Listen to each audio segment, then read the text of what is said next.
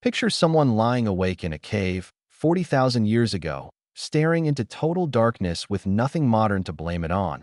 No phone light keeping their brain alert. No street lamp leaking through a window. Just a mind that will not switch off. We tend to picture our ancestors sleeping like the dead, worn out from a day of hunting and gathering. But the research says something far stranger. Insomnia might not be a modern invention at all. To find out, researchers didn't dig through fossils.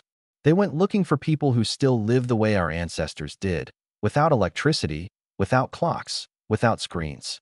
So in 2015, a UCLA sleep researcher strapped small wrist monitors onto 94 people from 3 groups still living without modern infrastructure: the Hadza of Tanzania, the San of Namibia, and the Tsimane of Bolivia. The results surprised him. These groups slept only 5 to 7 hours a night, less than the average American gets. And when researchers tried asking about insomnia, something odd happened. 2 of the 3 languages didn't even have a word for it. Less than 2.5% of people in the study said they struggled to fall asleep more than once a year. In industrialized countries today, that number climbs above 20%. So what was different? Temperature. Sleep began a few hours after sunset, once the air started to cool, and ended near dawn, right as the temperature hit its lowest point. Temperature was the clock. But temperature wasn't the strangest part of how they slept. A second study on that same Hadza group found something researchers never expected. For 20 straight nights, researchers watched the group sleep. Out of all that time, there were only 18 minutes when every single adult was asleep at the same moment. The rest of the time, someone was always stirring, always at least a little awake. And it wasn't random. Younger adults tended to stay up later, while older adults woke earlier, and together, their mismatched schedules covered almost the entire night.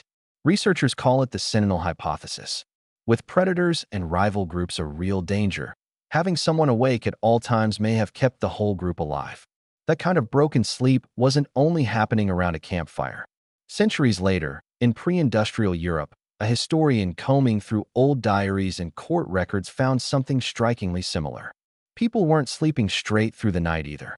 They slept in 2 blocks, a first sleep, then a stretch of quiet wakefulness in the middle of the night, then a second sleep until morning.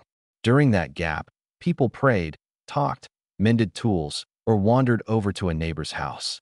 References to this pattern stretch back as far as Homer, though not every historian agrees on just how universal it was. For a long stretch of history, though, waking at 2 in the morning was just a normal part of the night.